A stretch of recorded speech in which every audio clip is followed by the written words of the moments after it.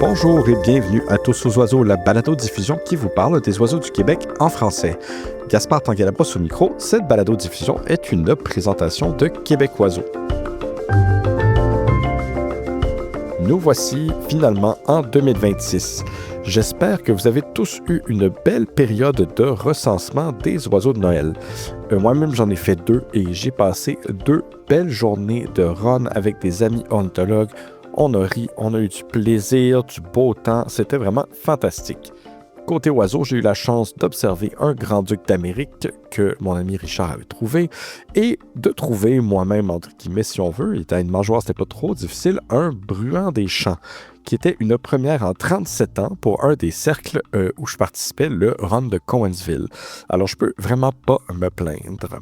Ce mois-ci, on a un épisode un peu en 2 parties et qui va être un peu plus collé sur l'actualité ornithologique du moment. Je vais commencer par vous faire une petite rétrospective de l'année 2025, comme il est coutume de le faire quand on arrive à la jonction de 2 années. Ensuite, on a une version un peu plus étendue de notre moment plus publicitaire parce que je vais m'entretenir avec Jean-Sébastien Guénette qui va venir nous parler de l'encan de Québec Oiseaux qui s'en vient tout prochainement. Finalement, j'ai sauté sur l'occasion de la venue incroyable du rouge-gorge familier à Montréal pour discuter avec Sabrina Jacob, qui est celle-là même qui l'a découvert. Débutons donc par cette revue de l'année 2025 que le Québec a connue côté ornithologie, donc l'année qui vient de se terminer. Je ne peux pas dire que j'ai suivi toutes ces histoires avec attention, je m'en excuse. Je manque parfois un petit peu de temps pour courir les raretés, alors je note pas nécessairement les plus importantes qui nous visitent à chaque année. Et c'est pourquoi je remercie vraiment Arnaud Valade qui a fait le gros du travail de m'aiguiller vers les phénomènes les plus intéressants d'un point de vue ornithologique en 2025. On s'excuse à l'avance si jamais on a oublié votre phénomène ou votre oiseau préféré de l'année. Débutons par une petite revue des oiseaux vedettes de 2025. Évidemment, je ne vais pas trop m'attarder sur les phénomènes ou les oiseaux dont on a déjà parlé quand même pas mal à la balado-diffusion, que ce soit d'abord évidemment un hiver exceptionnel au niveau des lagopèdes des saules, dont on a parlé beaucoup dans le dernier épisode, que ce soit la venue de l'élagnon à queue blanche cet été, pas loin de Lévis, et finalement du premier viréo de Belle du Québec qu'on a découvert à la pointe gaspésienne. Passons plutôt aux autres mentions qui ne sont pas des premières québécoises, mais qui sont quand même dignes d'être mentionnées. Un vacher luisant aux îles de la Madeleine à Cap-aux-Meules en septembre. Il s'agit de la 2e mention de l'oiseau au Québec après une première mention en 2023. Il y a aussi des mentions historiques au Nouveau-Brunswick et en Nouvelle-Écosse, donc c'est pas si surprenant que la mention vienne des îles de la Madeleine. C'est un oiseau de la famille de notre vacher à tête brune, de nos quiscales et carouge, qui niche de la Floride au nord à l'Argentine au sud.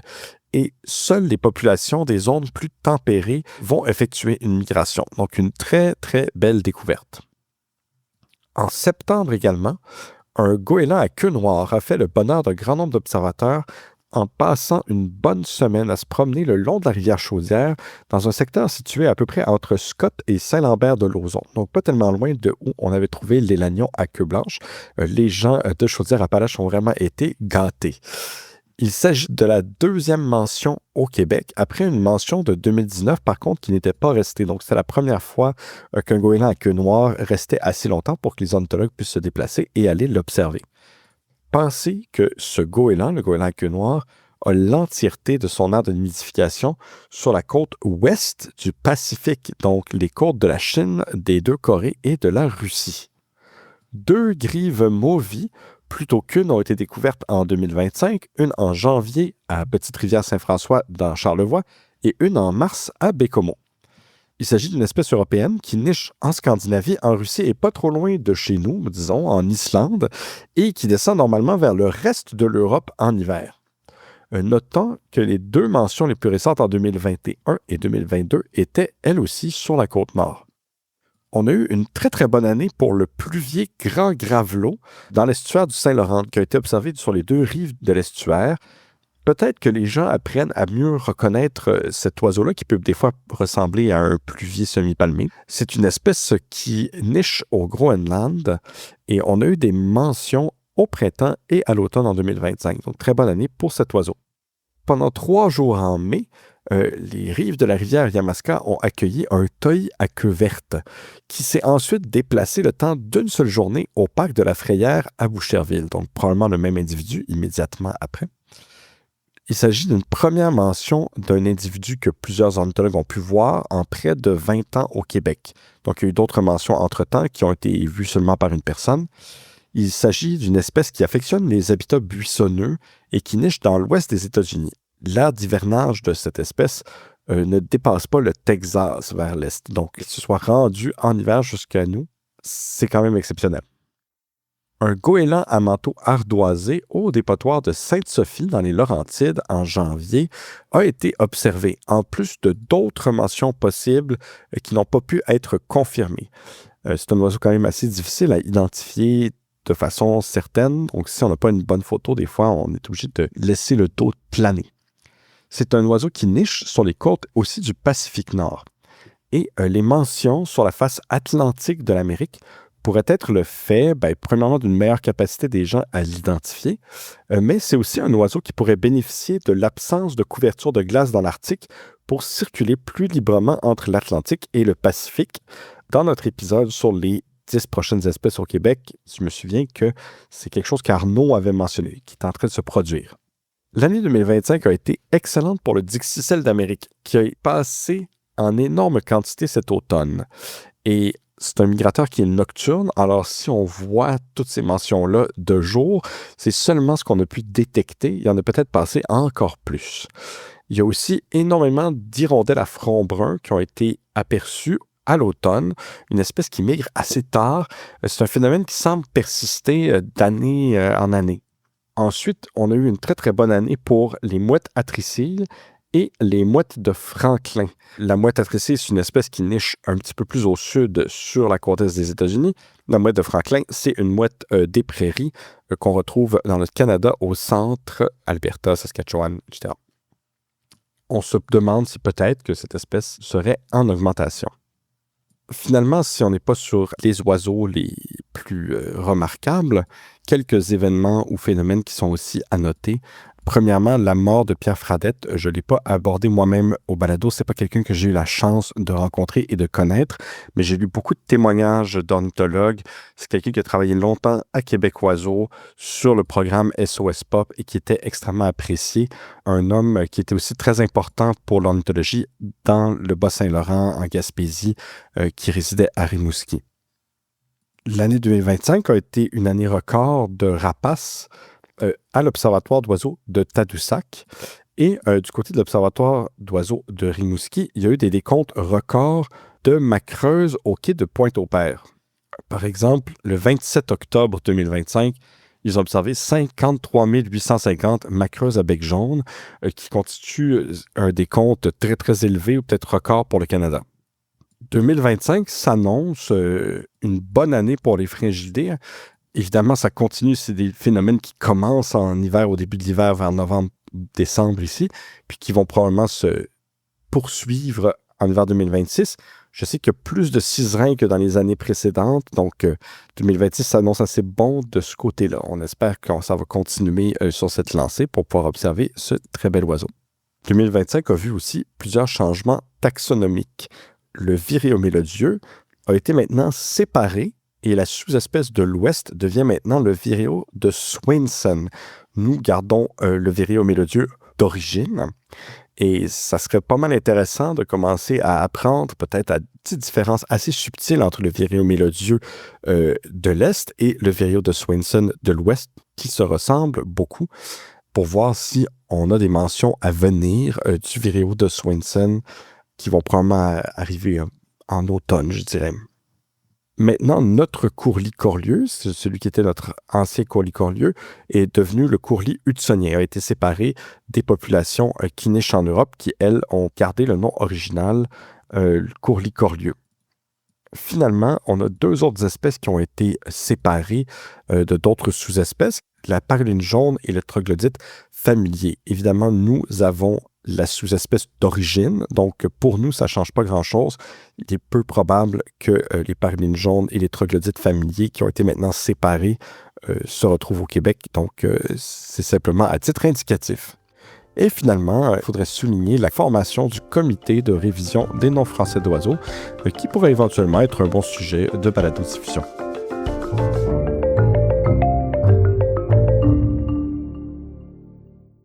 Alors, je suis à Montréal avec Jean-Sébastien Guénette, qui est un habitué de la balado-diffusion. Bonjour Jean-Sébastien, bienvenue. Merci d'être là encore une fois avec nous. Bonjour, ça fait longtemps, mais oui. Oui, quand même, ça fait un petit moment. Avant de commencer à parler du sujet qui nous occupait aujourd'hui, on arrive tout juste d'un événement ornithologique majeur auquel on a participé. Et puis, peut-être que tu peux nous en parler un petit peu. Là, qu'est-ce qui vient de se passer exactement en janvier ici à Montréal? Oui, bien, on vient de se croiser là, dans le quartier Hochelaga-Maisonneuve à Montréal pour observer un oiseau que tout le monde connaît le nom. C'est le rouge-gorge familier, le vrai rouge-gorge, celui qu'on observe en Europe, pas le merle d'Amérique, là, vraiment le vrai rouge-gorge familier. De vrai. Oui, oui. Donc, ça a été découvert, Il y a 2 jours, Deux avant jours, hier. Ouais. Donc là, aujourd'hui, on est le 9 janvier. Je pense qu'il a été découvert le 7 janvier. Et Sabrina, qui l'a découvert, dans la façon dont elle m'a parlé de sa découverte, elle m'a dit « J'ai sorti les poubelles et il était dans l'arbre directement en face de chez nous. » Et elle a sorti son téléphone cellulaire et elle a pris une vidéo de l'oiseau qui durait exactement comme 2 secondes et quart, quelque chose comme ça. Donc, avant que l'oiseau parte et s'en aille. Puis donc, pourquoi est-ce que c'est un si grand événement? Est-ce qu'on peut peut-être donner une idée aux gens de à quel point c'est rare? Bien, ce serait la première mention au Québec, mais pas seulement au Québec, au Canada. Donc, ça n'a jamais été observé au Canada avant il y a 2 jours. Il y a 2 jours. Et même en Amérique du Nord, on a compté sur eBird, puis il y aurait juste 3 autres mentions. Donc, la première fois, ça aurait été observé, en fait, en 2015 en Pennsylvanie. Après ça, en 2018, en Floride, dans un petit parc qui est au sud d'un port. Donc, on peut supposer que l'oiseau a été apporté par un bateau de croisière ou un bateau de transport de marchandises. Et en 2023, il y a un oiseau qui a été découvert là, après une collision avec une fenêtre de l'Arena Prudential au New Jersey, qui était amené dans un centre de réhabilitation et qui a ensuite été relâché. Donc, en 2026, ce serait la 4e mention en Amérique du Nord, dans Hochelaga-Maisonneuve à Montréal. Oui, puis il y a toutes sortes de spéculations. Alors, c'est toujours intéressant parce que alors, il y a un comité qui se penche sur les différentes mentions puis qui décide de les accepter ou de les refuser. Une des raisons pour lesquelles on peut refuser une mention, c'est si la mention a été assistée ou aidée par bateau. Donc, il y a toujours des questions qui se posent à savoir est-ce que l'oiseau est venu de lui-même en volant? À ce moment-là, l'observation est valide, entre guillemets. C'est évidemment très ésotérique tout ça, mais c'est important pour les gens qui gardent des listes d'oiseaux qu'ils ont observés. Et si, évidemment, l'oiseau, par exemple, s'est mis sur un bateau en Europe et a traversé l'Atlantique sur le bateau, à ce moment-là, on ne considère pas la mention comme acceptée ou valide. Ça n'empêche rien pour ce qui est des gens qui ont le goût d'aller le voir, d'en profiter, d'observer l'oiseau. Mais par contre, à ce moment-là, dans la liste officielle, en gros guillemets, du Québec, l'oiseau ne serait pas compté. Dans ce cas-ci, donc, j'ai vu, je ne sais pas si tu as lu un peu toutes les discussions qui ont eu lieu à propos de cet oiseau-là, mais il y a beaucoup de spéculations à savoir qu'est-ce qui se passe avec cet oiseau. Bien, c'est sûr l'oiseau est observé à quelques kilomètres à peine du port de Montréal. Pas mal proche, On est très, très proche, mais bon, c'était quand même pas... il est quand même dans un quartier résidentiel, c'est dans des vignes, tout ça. Donc, il est proche, mais il n'est pas proche non, en même temps du port. Là. Donc, ça peut être un oiseau qui soit arrivé par lui-même. Le comité d'homologation va avoir des bonnes discussions dans les prochaines semaines à ce sujet-là. Oui, j'ai vu dans les arguments, entre autres, le fait que, quand même, on est en plein hiver, c'est un oiseau qui mange des fruits, des insectes, donc en général aussi des oiseaux qui ont des métabolismes assez élevés, qui ont besoin de se nourrir beaucoup. Donc, on se disait, j'ai vu des gens mentionner que c'était peu probable que l'oiseau, finalement, ait pris le temps pendant toute la traversée de l'Atlantique, un bateau qui prend une douzaine de jours, qui a été capable sans se nourrir. Il n'y a plus vraiment de bateaux de croisière qui sont rentrés depuis le mois de septembre au Québec. Donc, ça serait des bateaux de marchandises qu'il aurait apportés. On ne pense pas que l'oiseau aurait survécu. Donc, c'est plus probable, par exemple, qu'il se serait déplacé d'Europe en volant au-dessus de l'Atlantique. Ils sont capables de le faire en je ne sais pas combien de temps ça leur prend, dépendant d'où est-ce qu'ils partent, là. J'ai vu qu'il y avait des populations en Islande. Il y en a, je ne sais pas qu'est-ce qui migre. Je n'ai pas fait mes devoirs parce qu'on arrive tout juste à aller le voir. Mais donc, ça serait tout à fait possible qu'il se serait envolé d'Europe et qu'il soit venu. Et d'autant plus qu'apparemment, j'ai vu que Samuel a fait un petit peu de recherche.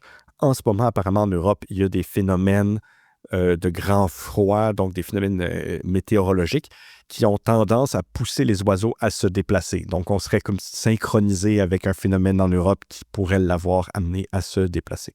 Mais aussi, finalement, la dernière chose que je voulais mentionner à propos de cet oiseau-là, on a regardé pour les mentions, et il y a moins qu'une dizaine de personnes qui, avant janvier 2026, il y a moins d'une dizaine de personnes qui avaient vu cet oiseau-là en Amérique du Nord. Donc, les anciennes mentions, ce n'est pas des oiseaux qui sont restés. Donc, les gens qui étaient immédiatement là les ont vus, mais ils n'ont pas revus. Et là, évidemment, on peut témoigner, parce qu'on est allé déjà ce matin, la première journée où les gens ont commencé à se déplacer, que ce nombre-là va augmenter considérablement. Oh oui, déjà ce matin, avant le lever du soleil, c'était déjà étonnant de voir combien il y avait de personnes qui étaient déjà sur place.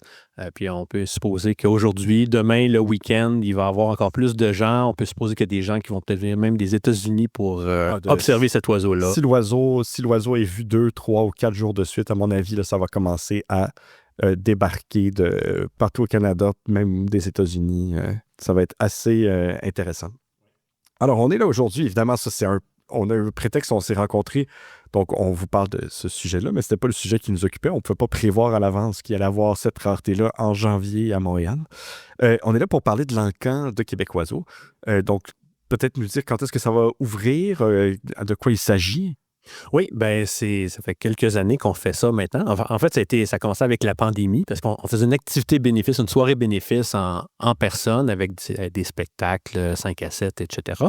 Mais avec la pandémie, on a révisé un peu nos façons de faire, puis on a créé un encan en ligne, un encan virtuel, puis ça a super bien fonctionné. Donc, depuis ce temps-là, on continue sur cette lancée-là. L'édition 2026 de l'encan va débuter le 17 janvier. Donc, tout juste après la sortie de cet épisode. Exactement. Donc, puis, on a eu beaucoup de lots, beaucoup de forfaits. En fait, ce qu'on a fait depuis, je dirais, j'allais dire le début d'automne, mais c'est peut-être même la fin de l'été. On a une belle armée de bénévoles à Québec Oiseau qui nous donnent un bon coup de main là-dessus pour trouver des lots, des forfaits dans notre entourage. Puis, c'est pas toujours des choses qui ont un lien avec l'ornithologie, des trucs sur la gastronomie, des chèques cadeaux pour des voyages, des billets, évidemment, pour aller voir les Canadiens, des choses comme ça.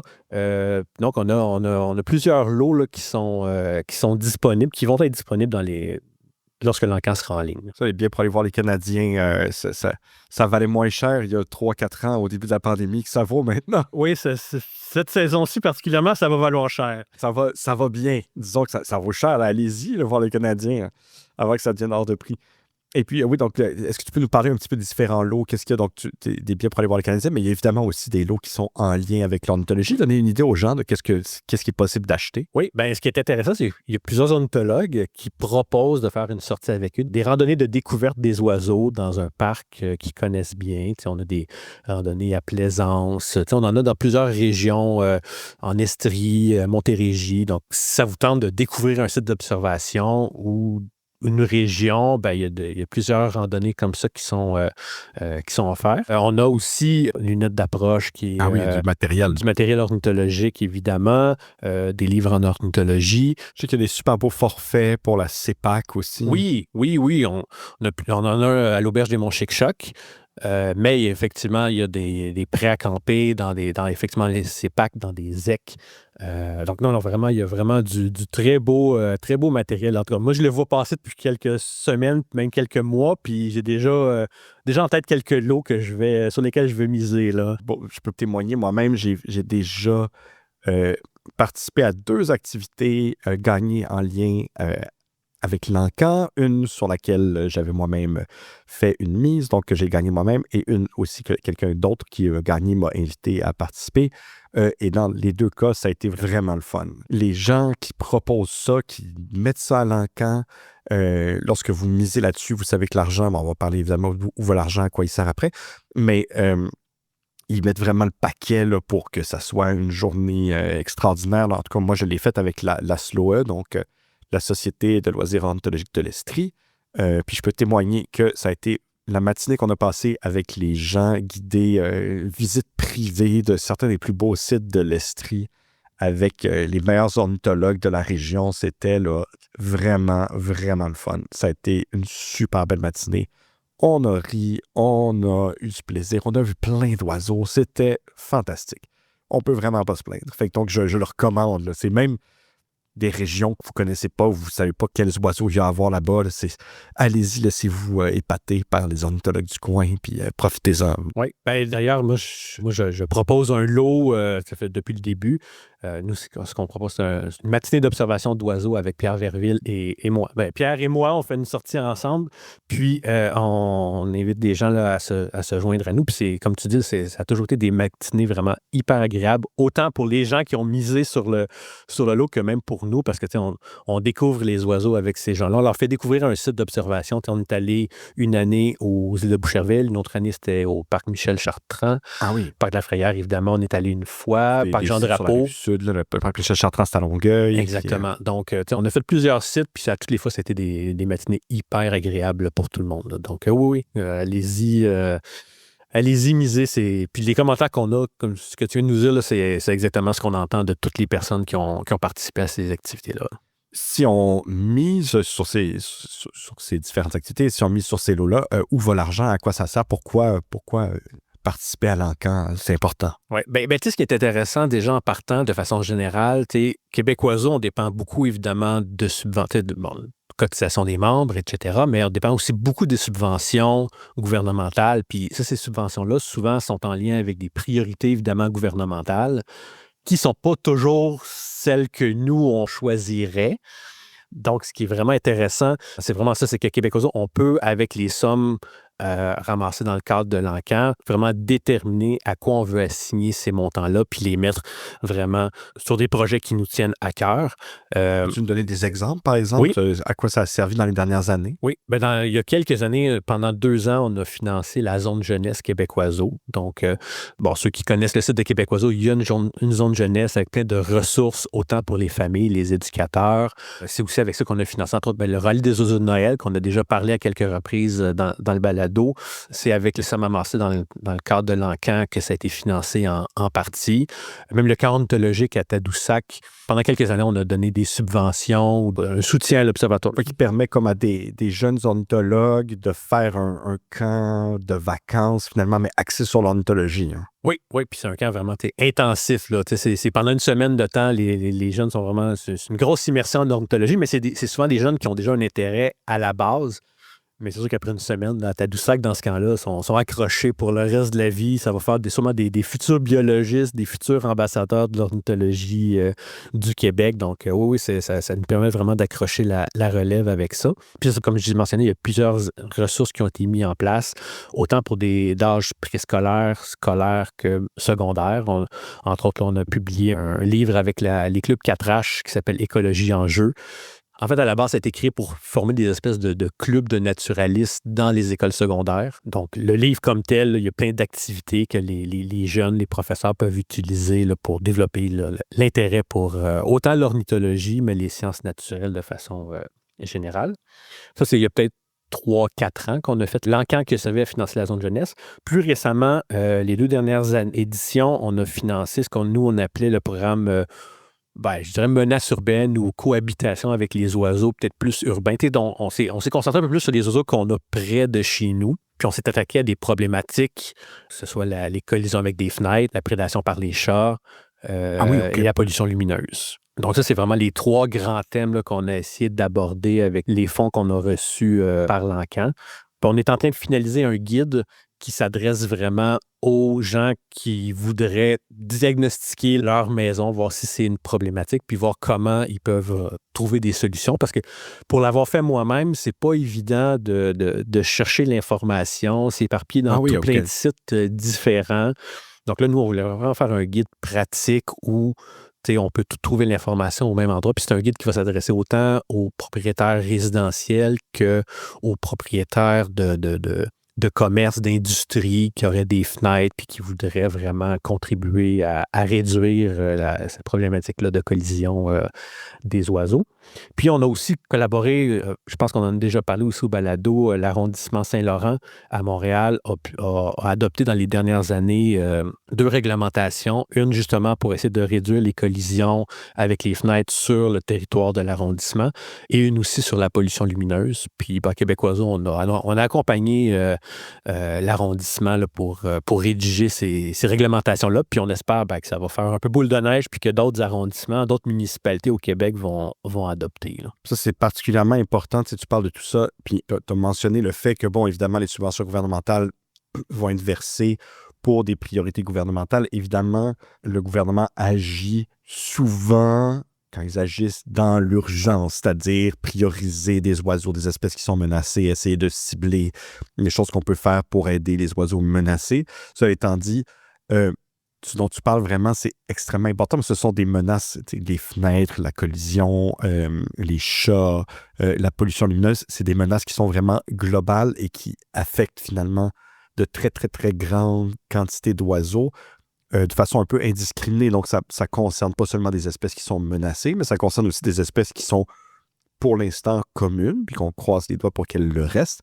Et c'est d'autant plus important de se dire, on peut diminuer ces menaces-là pour tous les oiseaux, et ça ne va pas nécessairement cibler les espèces rares, donc le gouvernement ne va pas nécessairement se pencher sur ces problèmes-là en priorité, parce que, si c'est surtout des espèces communes qui frappent dans les fenêtres, je sais qu'entre autres, le jaseur d'Amérique est quand même assez propice à se frapper, mais c'est pas une espèce rare, donc c'est vraiment important justement pour tous les oiseaux qu'on fasse ces actions-là. Hein. Oui, ce que tu dis, c'est tout à fait vrai. Là, tous les programmes, en fait, la grande majorité des programmes de financement, autant Environnement Canada, Fondation de la Faune, etc., ciblent les espèces qui sont déjà en situation précaire ou des problématiques, mais qui tournent toujours autour de la perte d'habitat.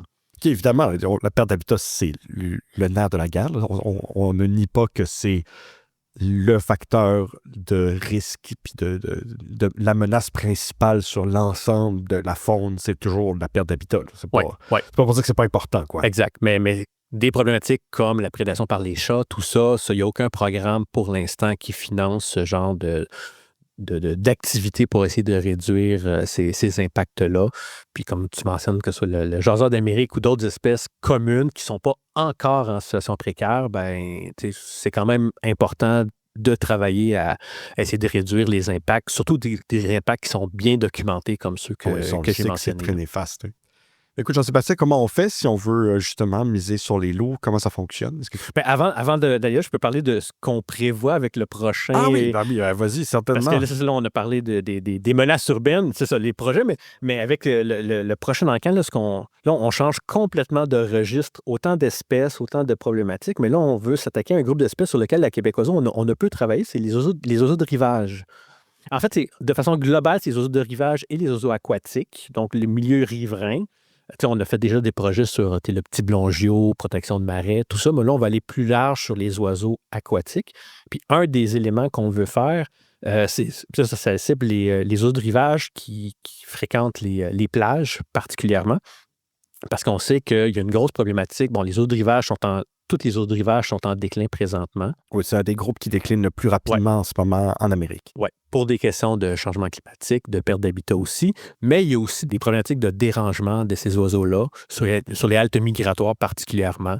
Nous, on a été approchés il y a plusieurs mois parce qu'il y avait du fat bike qui se faisait dans une halte migratoire bien connue au Québec. Donc, Oui. L'idée qu'on veut faire dans les prochains mois, c'est vraiment de monter une campagne de sensibilisation pour sensibiliser ces utilisateurs-là, c'est ça, les gens qui font du fat bike, du kitesurfing, les simples randonneurs qui vont sur la plage puis qui ne pensent pas nécessairement que de passer dans un groupe de limicoles, ça cause du dérangement. Les gens qui promènent un chien sur la plage, c'est ça. Même les véhicules tout-terrain. Véhicules tout-terrain. Je passe mes étés à Galix, là, qui est une grande plage entre Port-Cartier et Sept-Îles, sur la Côte-Nord, où il y a aussi des limicoles qui arrêtent. Puis je sais qu'ils ne sont pas supposés, déjà pour l'érosion, ils ne sont pas supposés de faire du véhicule tout-terrain et les gens ne se privent absolument pas. Ouais. Puis on sait qu'il y a des travaux qui se font beaucoup aux îles de la Madeleine avec Attention Fragile, par exemple. Ah oui. Puis justement, le projet va être en collaboration avec Attention Fragile. On a déjà parlé avec eux pour voir qu'est-ce qu'ils faisaient,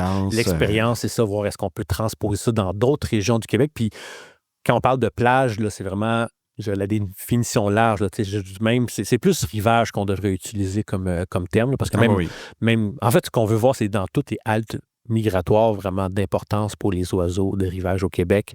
Est-ce qu'il y a des problématiques de dérangement? Puis comment on peut essayer de les éliminer? Je pense à la pointe de Yamachiche. Oui, je connais très, très bien. Même dans la région de Montréal aussi, il y a des secteurs qui sont fréquentés par les limicoles et par les ornithologues, évidemment aussi, mais qu'il y a des problématiques de dérangement, que ça peut être je pense au rapide de la Chine, je sais qu'il y a de la pêche qui se fait des fois, puis bon, ça peut déranger les oiseaux. Donc, on veut essayer de voir s'il y a moyen de minimiser ou de réduire ces impacts-là. Moi, je suis qu'à la pointe de Yamachiche, heureusement, c'est pas si facile d'accès, mais les chiens, entre autres, ça, c'est très...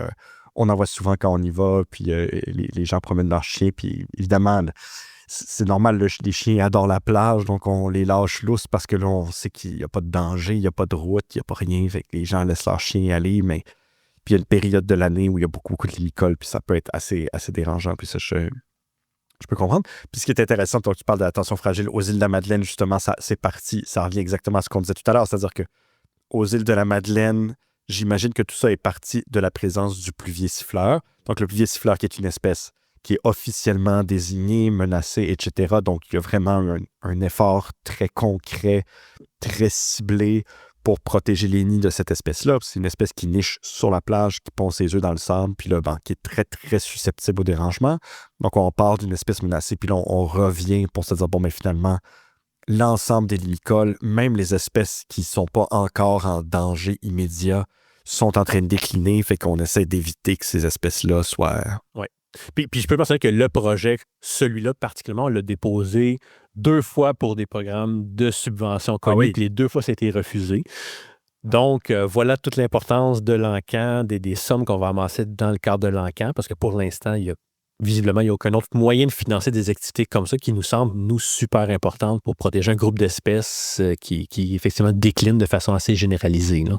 Oui, je pense que les ornithologues, en tout cas, qui connaissent bien ces espèces-là, vont pouvoir se sentir concernés par le fait qu'il faut effectivement les protéger. Ben écoute, donc finalement, on en vient à cette fameuse question, Jean-Sébastien. Comment on fait pour miser sur les lots? Comment ça fonctionne? Vous allez sur le site web de Québec Oiseaux, il va évidemment avoir des liens qui mènent vers une plateforme spécifique pour faire l'encan. C'est la même plateforme qu'on utilise depuis le début puis qui fonctionne super bien. Donc là, vous allez voir tous les lots qui sont possibles. Vous pouvez même vous abonner avec votre numéro de téléphone. S'il y a un lot qui vous intéresse particulièrement, vous pouvez même recevoir une alerte si quelqu'un mise plus haut que ce que vous avez misé. Là, si les gens misent plus haut que vous, laissez-les pas faire. Il est à vous, ce lot-là. Ouais, exactement. Allez-y, laissez-les pas. Misez plus. Ouais, misez plus. Tout à fait.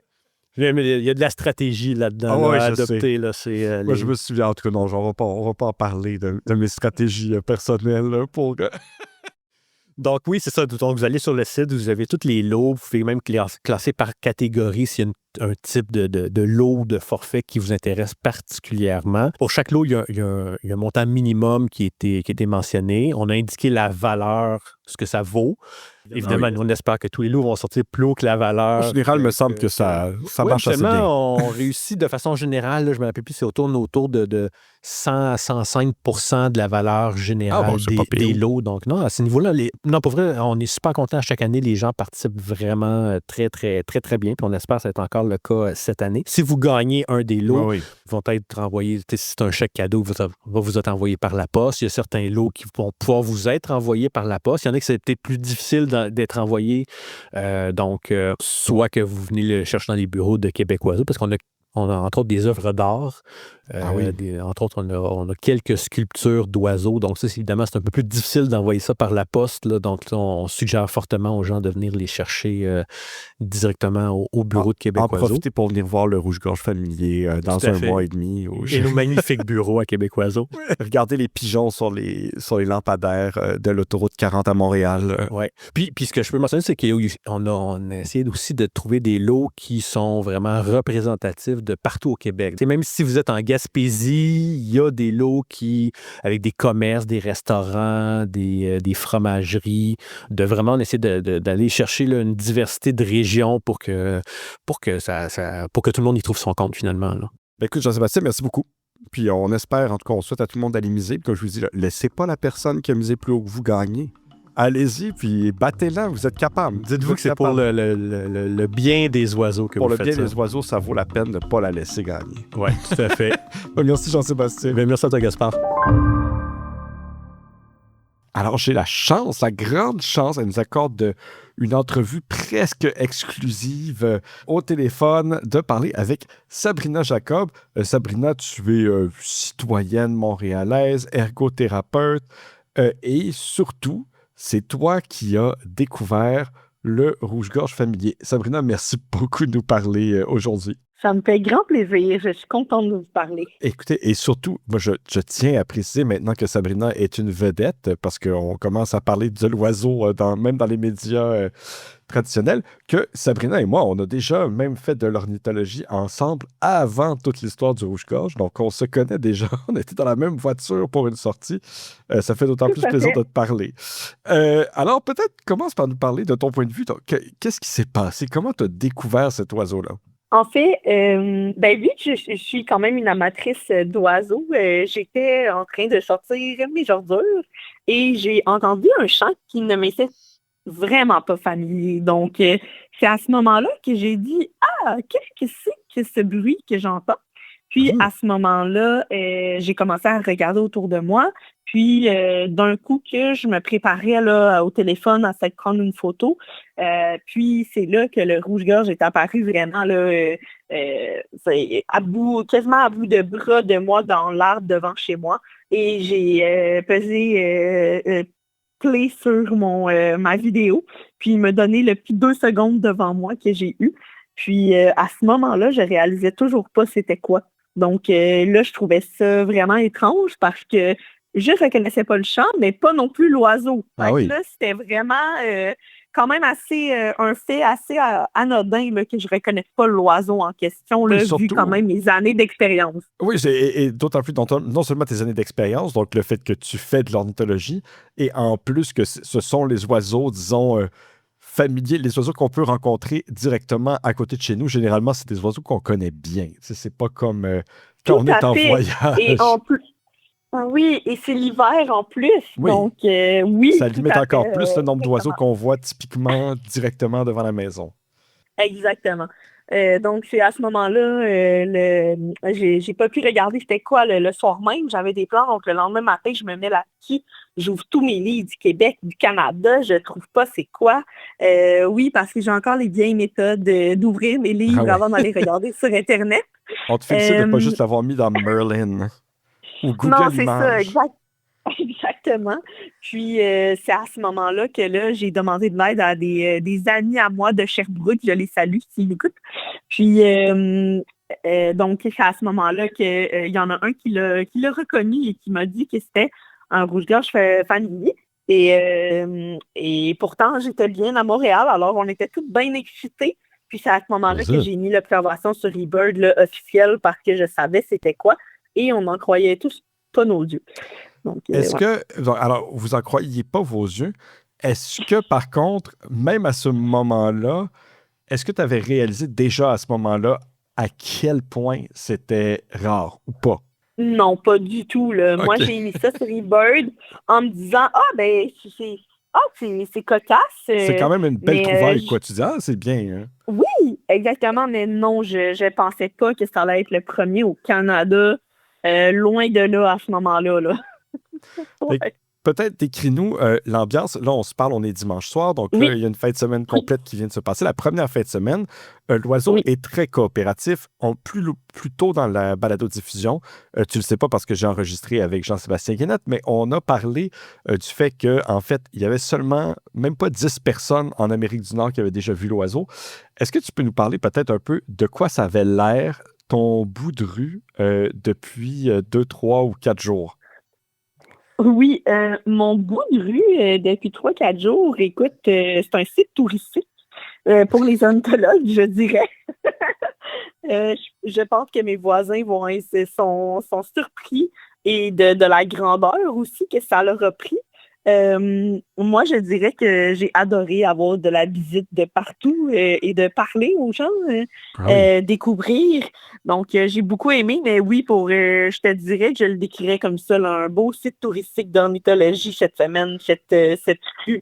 Euh, donc, voilà. Oui, je pense qu'on est probablement rendu à quoi? Au-dessus de 200 personnes qui sont passées? Je sais pas. Ça se Je compte pense par que dizaines, hein? la dernière hypothèse, je dirais, je pense que c'est plus de 400 personnes qui auraient 400! passé. 400 Oui, personnes. donc Alors, je- oui, parce que juste hier, je dirais que l'approximation était autour de 150 personnes. Ouais. 400. Alors là, Dans oui, donc pour donner une idée, sur 400 personnes, on est dimanche soir. Toi, tu l'as vu pour la première fois quelle journée? mercredi soir, mais je l'ai publié sur eBird jeudi début d'après-midi. Donc, c'est à partir de jeudi Oui. après-midi, là, le calcul qui pourrait aller à ça. Et, Ouais. et donc, les plus motivés sont allés jeudi soir pour voir Oui, s'ils et on pouvaient le l'a vu. retrouver. Et c'est vraiment à partir de vendredi matin, donc au moment où moi je suis allé, que là, Ça fait. ça a explosé. Ça allait Donc, on exploser, parle exactement. de 400 personnes donc pour vendredi, samedi et dimanche. 3 jours. C'est quand même beaucoup de monde. Exactement. Bon, ben écoute, Oui. je voulais savoir aussi, est-ce que ça a une signification particulière pour toi? Est-ce que ça te parle d'avoir découvert cet oiseau-là? Comment on se sent lorsqu'on a découvert? Moi, j'ai jamais de ma vie trouvé un oiseau aussi rare que ça, et peut-être que j'en découvrirai jamais. Alors, comment on se sent lorsque ça nous arrive comme ça? Je, Écoute, en ce moment, je pense qu'aujourd'hui, je me sentais, j'ai un blanc du mot en français qui pourra peut-être m'aider, overwhelmed. Hum, Euh, tu te sentais j'ai vraiment dépassé? Oui, c'est ça. Par la grandiose expérience que je suis en train de vivre, là, on dirait que je réalise pas tout à fait des fois là, à quel point c'est immense. Mais je suis vraiment contente. C'est vraiment le sentiment qui me vient et je me sens, je suis reconnaissante de la gratitude que l'oiseau m'ait choisi. Hum, Je le vois vraiment comme ça. Actuellement, je passais des temps plus difficiles de mon côté. Donc, pour ah moi, oui. je l'ai vraiment vu comme un moment de me réénergiser sur un loisir que j'apprécie tellement puis qui m'a toujours fait du bien. Fait que, on dirait que c'était juste un moment pour moi agréable qui m'a réénergisé pour recontinuer le tout. Donc, voilà, je le vois vraiment comme un j'ai pas le goût de dire un signe, mais quasiment. Je le vois comme Ouais. ça. Je suis pas du genre à le voir comme ça d'habitude, mais celui-là, il m'a choyé, puis c'est tout. Je ressens beaucoup de gratitude face à ça, là. Ah, Ouais. écoute, Sabrina, en tout cas, ça fait vraiment plaisir d'entendre ça puis de te parler ce soir. Merci beaucoup d'avoir accepté de nous parler. Ça me fait plaisir.